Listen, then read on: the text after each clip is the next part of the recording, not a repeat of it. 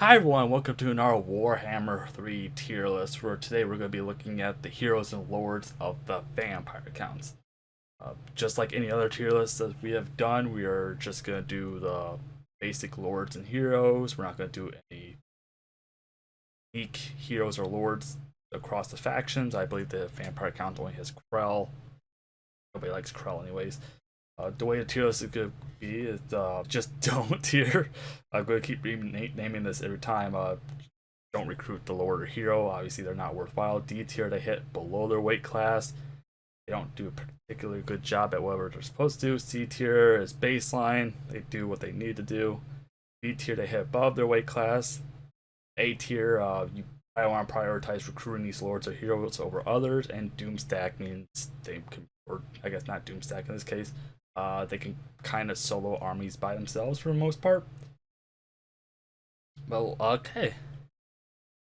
So the first one we're going to start off with is the Master Necromancer. The Master Necromancer is your support lord. But the problem is if you breathe on him wrong or you look at him weird, he kind of just falls over and dies. Don't really recommend this guy. There are better options. He is relatively cheap if you need to, but he's kind of pretty bad. He can juice up your weak armies. However, you got kind of better options. Honestly, he's probably just above the just don't recruit because, like I said, he's really cheap, and if you just need an emergency army, you can pop one. Just he won't really do anything for army though. They kind of look at his skills. He starts off on foot, which is not a good thing. He's very squishy. He will get a Barded Nightmare, which is just a horse, undead horse. Then he will unlock the Hellsteed, which is a flying horse, basically a Pegasus, and then he gets his corpse carts. It's not recommended. Don't put this guy in a corpse cart. It just makes him a bigger and slower target for his already bad melee stats. He's just gonna get sniped out immediately. He does have Master of Dead, which will give him heals per second to everybody when people die, pretty much, and as well as summon zombies. He does get Lord Discourage, which is battle healing cap 15% for the Lord's army, caus replenishment rate 4, upkeep minus 25% for zombies. You upgrade that and you get it applied to the skeletons. Thrall Master. Dead Rise again, plus 5% chance. And that's pretty much it. He doesn't get really anything else unique. It's kind of the standard vampire necromancy line. That's it. I mean, for your basic hero, he's relatively cheap. I think he's kind of relatively weak as well. Now the next is Heinrich Kemmler. If I said that right, YouTube's not gonna like it if I say that wrong.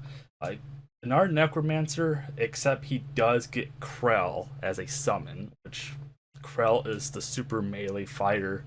So it kind of balances out between Krell, who's slightly better than a regular Necromancer stats, a little bit up. I will kind of just put him in C tier for that reason. He does have to rely on Krell doing all of his dirty work. However, Krell does bump him up between a Necromancer, and he is a legendary lord, so he won't stay dead, thankfully.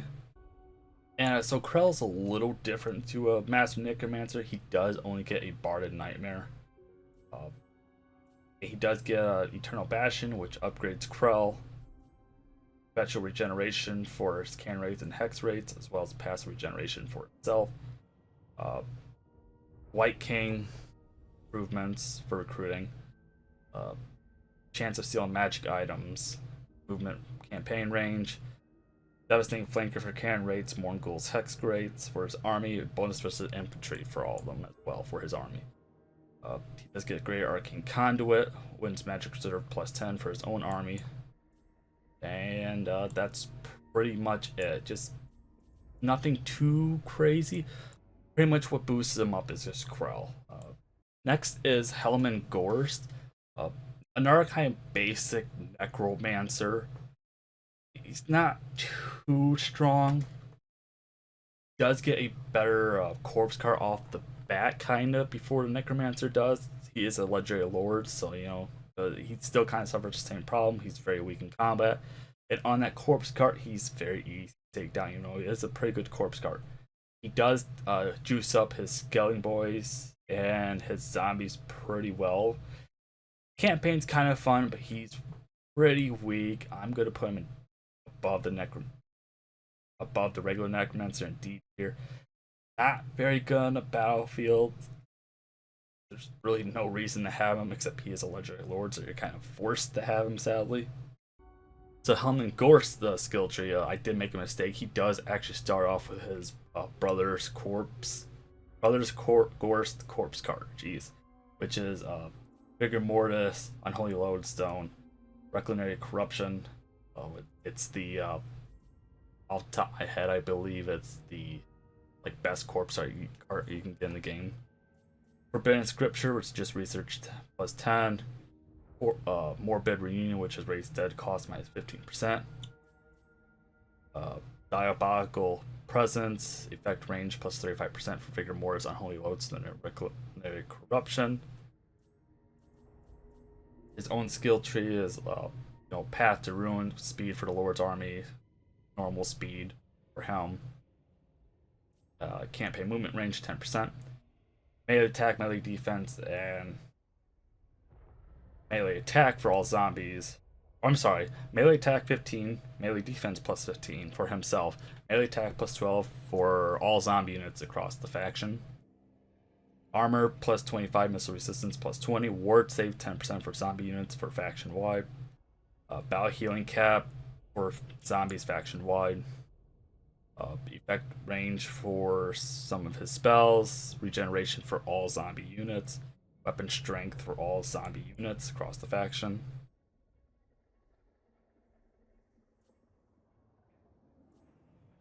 And after that, everything else is pretty much the same. So his campaign, he's just juicing his vampires up, which can be pretty fun.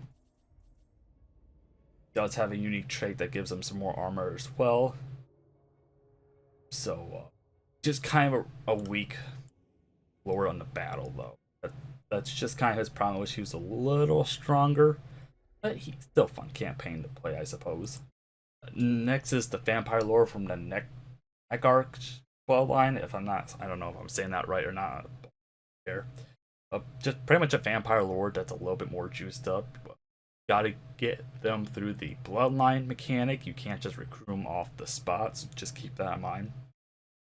But I generally view my vampire lords as actually being really good because they're generally very good melee combatants, as well as decent spellcasters for what they can do. The only difference between him and a regular vampire lord, he gets access to a little bit different spells. I'm gonna put him at B here. It's just a little bit above his weight class. Can be a nightmare early game, can be a nightmare end game. Pretty good. And his skill tree, he will start without a mount. He will get a horse, a flying horse, and eventually a zombie dragon, which is what we have. He has a Sinocer, which is miscast base chance minus 10%, and magic wins a magic reserve capacity plus 10 for his army. He does get Wild Heart, which is just power recharge when he's casting, as well as life leeching, which is reserves per second while casting. He does get the Noble Bloodline, which is wins a magic cause minus 3 for invocation. Spell uses plus 3 for Raised Dead and Raised Dead upgrade. Miscast base chance 20. He gets Hunger, which replenishes hit points when he's in melee. Nothing too crazy. Dark Protection, which is melee defense plus 24 and damage 20%. The only difference is he does get a Pan's Impenetrable Pelt.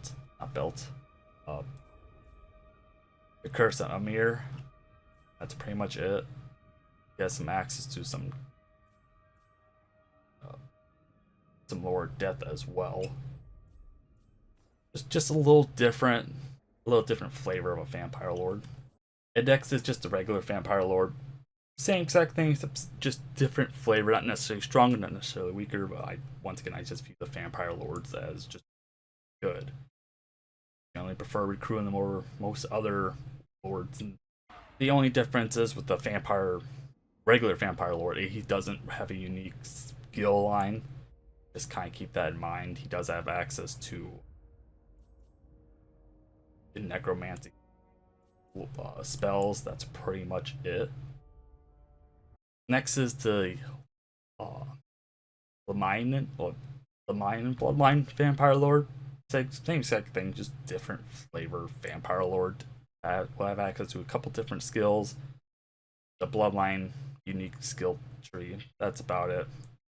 So pretty much the only difference is they get the same exact mounts as the other Vampire Lord, except they also get a Hive Mind with construction, Queen Bee, which is hero accents success chance, Deathly Vigor, which is perfect vigor, bonus versus infantry plus 25, Seduction, which is melee attack minus 24, speed minus 25%, and they do get access to the Lore of Shadows, as well as the normal necromancy spells as well. Different flavor. I kind of view this one to be a little bit better because of the skill line, but like nothing like they don't outperform the other vampire lords by any. Next is Manfred von Carstein. I gotta tell you, I hate this guy. He is such a dick in the lore. Like he's a vampire lord that kind of focuses a little bit on more magic-y stuff, and we all know how I feel about magic. But I don't think he's really that crazy for a legendary lord. As weird as that sounds, he does hit above a class because he is a vampire lord, and vampire lords generally perform very well. Except I just don't like him. I hate his lore. I hate him. He's not. He also kind of has a bad spawn, but he just focuses a little bit more on magic. So looking at Manfred von Carstein's skill line, it's kind of all over the place. Like I said, he focuses more on magic than on combat. Doesn't make it a bad combat. It's just kind of a different flavor of vampire lore once again. He does get same mounts as usual. Lore Master, Lore of Death, which is actually cause reductions for a couple of Lore of Death spells. Lore of Vampires, which is just pretty much the same thing except for the vampire spells. Gets the entire vampire lore line as well as the Lore of Death line as well. And pretty much outside of that, it's nothing too crazy. The only complaint is there's not enough skill points to really go around for a character like him, but that's probably more of a campaign complaint. Next is the von Carstein Vampire Lord. It's the von Carstein flavored one. Honestly, they're actually really good. I kind of like the von Carsteins a little bit more because of the action bonuses, but not really too crazy. Once again, Vampire Lord, he's gonna do really good melee stats, really magic stuffs. Just good all arounder. And his skill line is pretty much kind of the same as everybody else's. The problem with the vampire lords that like they're slightly different and they don't really outperform each other. I really hope that they like revamp the bloodlines to make them actually kind of be more different. You don't really get a debuff for using any one of them in the combination, but he does get a passive ability Guardian, which is physical resistance plus 15 when a lord or hero is nearby. Cow Herder, which you gain a crossbowman. He gets a Fell Nest, which is construction cost minus 50% for forest chain buildings, plus 1 or minus 1 forest control chain building. And upkeep minus 100% for Fell Bats, so pretty much Fell Bats are free for him. Mist Form, which is speed plus 15%. Missile resistance for dire wolves, physical resistance for dire wolves. Recruiting Horrors, upkeep minus 40% for Fargeist, recruit rank plus 2 for Fell Bats and Fargeist, and recruitment duration minus 1 for Fargeist. He does get a Storm of the Night, which is just a vortex. It only affects if you're flying. I don't really like it because there's not that many flying. And he gets range and missile strength for his Sylvanian handgunners and crossbowmen as well. And outside of that, nothing crazy, nothing different. Vampire line, standard. Standard Necromancy line, standard Vampire line.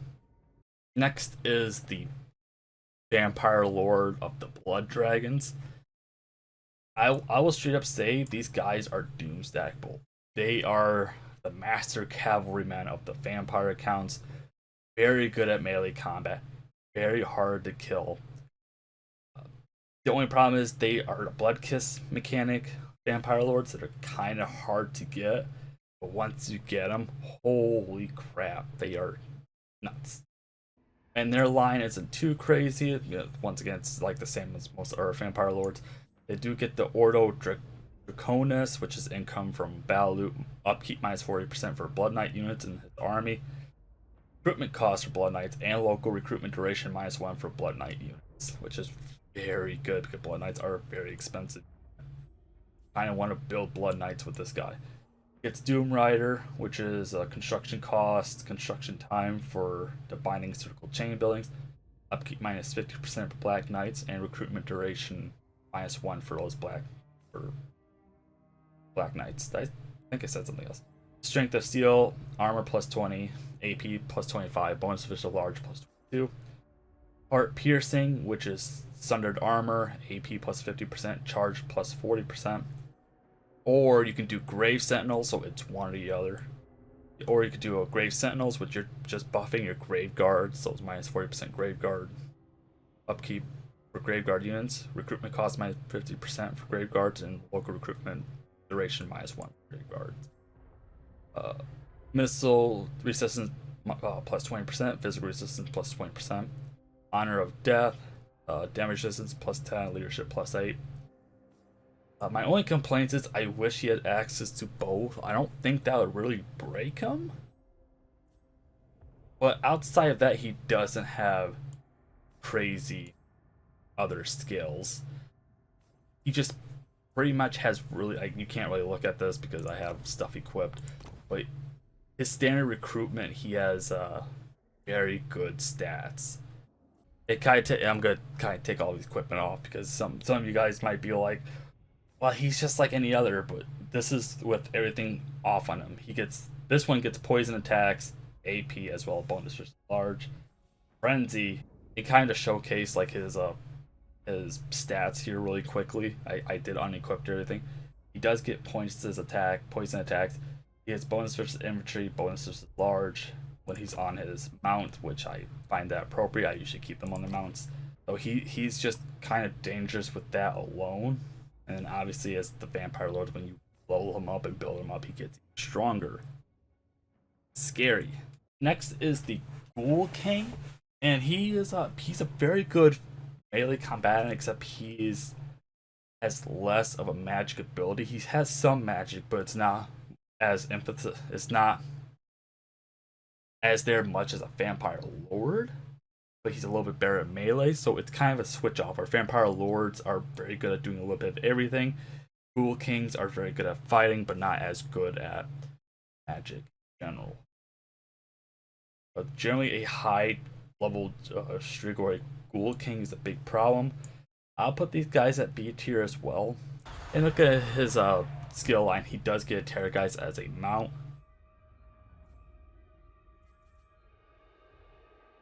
And that's pretty much it. Like I said, he doesn't really have as good magic. He still has access to it. The only difference is he can summon critical units. A little bit better of a melee combatant, though.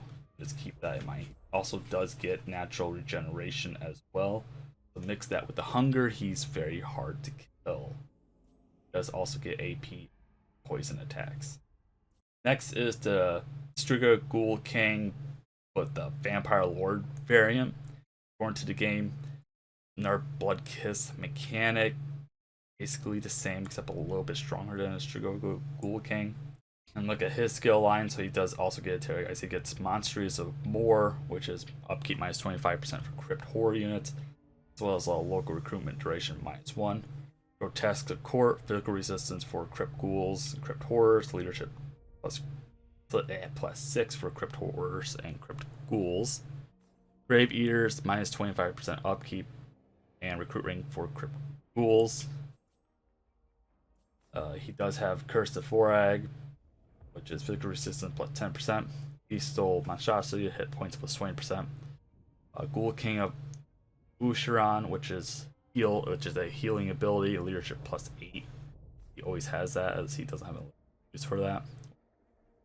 Cooldown's 2 minutes, but you're fine.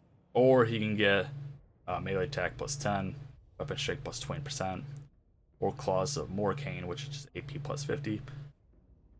Generally, I use this line because of this ability. It's a free heal. Why wouldn't you use it? Next is Isabella von Carstein, and I'm gonna look at her as a hero necessarily, not as a lord. That might make some of you guys angry, but let's be honest. Do you want Vlad as your legendary lord, or do you want Isabella as your legendary lord? There's kind of a little bit of an unfair trade-off, let's be honest. But she's a pretty terrifying melee combatant. Generally, you want to stick her in with Vlad because they get buffs for each other, I believe, unless they took that out, which hopefully they didn't. She does emphasize a little bit more on magic as well. So honestly, I would kind of put her at A tier. If you have access to Isabel, you want her in your army. So you kind of look at her skill line. It's not too. This is the legendary hero variant, of course. It's not too different from like a vampire hero. She does get a horse as well as a Pegasus, Queen Bee, Midnight's Children, which is leadership +8 for Direwolves, Fellbats, Fargus, Fargeist, and Terrorgeist units for their own army, and melee attack for all of them. AP for Direwolves and Fellbats for her own army, passive ability to Hunger for Fellbats and Direwolves so they regenerate in combat. Pure Capacity 1 for Vampires, Vampire Corruption. Cooldown to Red Fury and Bloodlust for all characters, figure loss reduction for own army. Storm of Night, and Time of Rising, which is speed plus 30% for Direwolves, Fellbats, Fargus, Fargeist, and Terrorgeist units, as well as Wayfarer for all of them, which is just acceleration, deceleration, as well as Strider, which is there's no speed and combat penalties for them, and Discouraged, which is -16% leadership, which is very good. They almost route some pretty weak units off the bat. Everything else is pretty much for the same for a vampire lord or hero, or I should say hero, not necessarily lord, because they don't get the blue line obviously. And then she does have the Dark Retinue trait, so it's battle healing cap +50% when an army with Vlad, melee attack +10 for embedded vampire heroes, melee defense +10 for embedded vampire heroes. And since she's since we're looking at her hero variant as well, she does get the Blood Chalice of Bathory, which is a heal per second as well as a vigor per second -2%. No uses on it, so constant heals, wound recovery time -1 for all characters, casual replenishment rate +5 for all units, ward save 5, enemy hero chance -10%. And Vlad von Carstein, even after his great nerfs, he is still a scary lord to fight against. The only problem with him is he doesn't have a mount, but I actually think that works in his favor. He is very small target, very hard to kill. The only way to really take down Vlad is to have a mass range army that can move fast, but then you got the rest of his army to worry about. So it's he's even after his nerfs, he's still a scary lord to fight against. Honestly, I'll put him ahead here. He's a one-man army, especially late game. You're not gonna kill you can't kill something that's already dead inside. So looking at his skill line, once again, no mount involved, but I actually see that as a plus for him. Diviner, yeah. Basically dealing more magic stuffs. He does get Lore Master of Vampires, Cloud of Horror, which is speed +50%, campaign movement range +10, and Strider, so no penalties for fighting anywhere. Unit experience gain for armies of local province as well as faction wide, which I mean it's a little bit different honestly. These just improves aura of dark grandeur with a penalty to enemy melee attack. So it's -4 and -6. Hero action selects chance -9, and as well as a cooldown. Moral levies, diplomatic relations +40 with Empire, range +15% for Sylvanian handgunners and crossbowmen, and missile strength for them as well. Gets Storm of Night and gets monster strength, which is sundering attacks. Base weapon damage apply +5 for his own army, and weapon strength +10% for his own army. So pretty much his army is going to hit very hard too. And after that, nothing too crazy or different.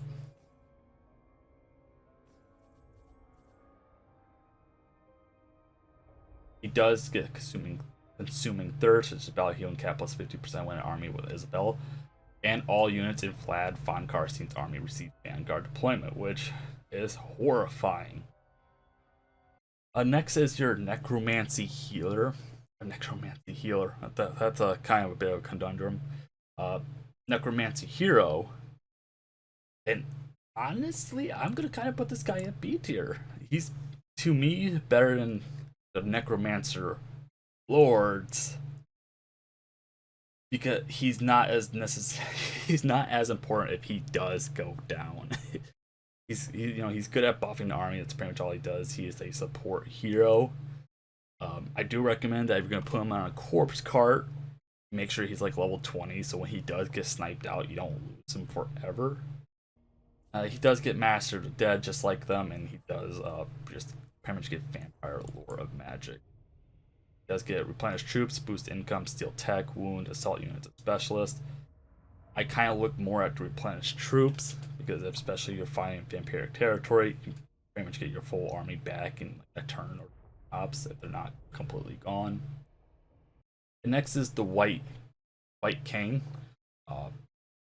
Just kind of your standard melee fighter. He's not too crazy. Just kind of a good melee fighter to have. He's kind of like the Empire captain, but dead.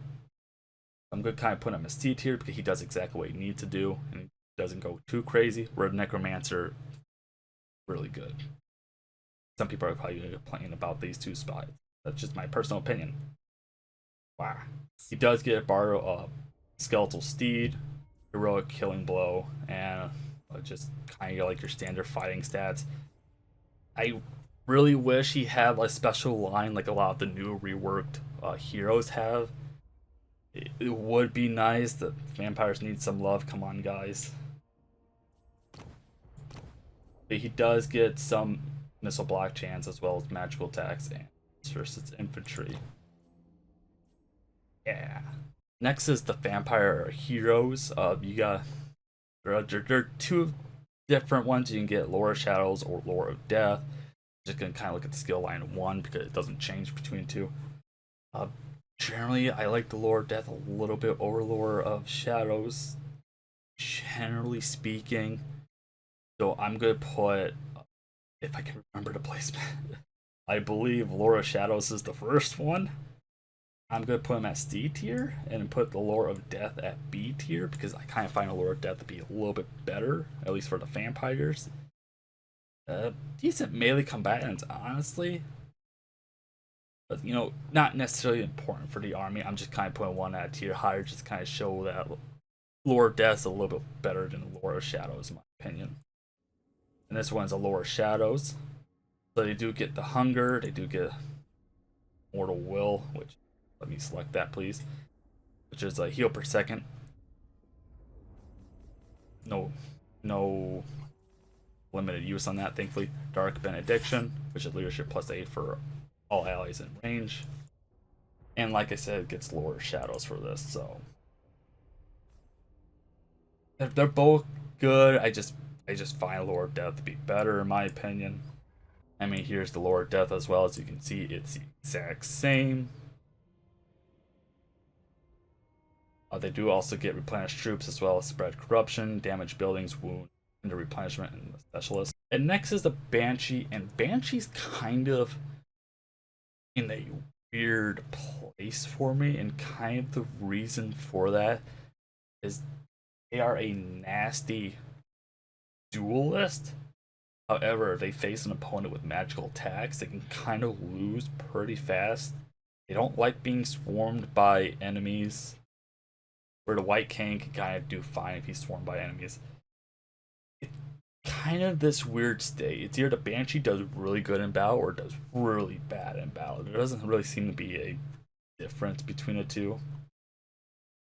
I would honestly say that I'm gonna kind of put him at. We'll put him at a high C tier. High C tier, please. Bye. Just kind of because of that weird situation that they can find themselves in. They will serve. Like, so they get Ghostly Howl, which is +5 attack. Bloody Blade, 10%. Weapon strength here. It's just like kind of your standard like duelist fighter. They do have increased mobility, stimulate growth, damage walls, assassinate, block arming a specialist. And this is kind of where it gets weird. So they have physical resistance of 55 off the bat. Really good until they fight a lord or hero that has magic attacks, and then they kind of die pretty fast. In my opinion, it's probably because they have pretty low health. They do have Frostbite, which is -30% speed, magical attacks on themselves, as well as AP. It's just kind of this weird, like, they do really good or they just do bad. And you think I would have forgotten somebody, much like certain other lord that we shall not mention that's part of the Empire. It's kind of the same treatment for this fellow here, and it's the Wet Red Duke. Essentially, he's just a juiced up Blood Knight vampire lord. The only way you can get him is you confederate him if he stays around long enough. If you can get him, he is definitely a doomstack in himself. I mean, obviously, he's so strong that they're not going to make him a standard playable faction in the game. If we did, it would just make the whole world explode. Similar to a one-eyed fellow that we shall not name. Anyways, that is my tier list for all the Empire. Whoops, nope. The wrong faction. For all the vampire heroes and lords. Pretty much, they're just different flavors on them. Nothing too crazy. They definitely need their rework or patch because there are some heroes that don't have that additional bonus for their army, like a lot of the new reworks do. If you guys think there's a placement or a change in placement for where they should be, let me know in the comments below. I love engaging with you guys for that. And of course, if you enjoyed the video, please leave a like and subscribe for notification when I go live, upload a video, or do any other shenanigans on YouTube. As well as hitting that bell to actually get notified of said shenanigans of YouTube, because YouTube is not doing its job. Matching that.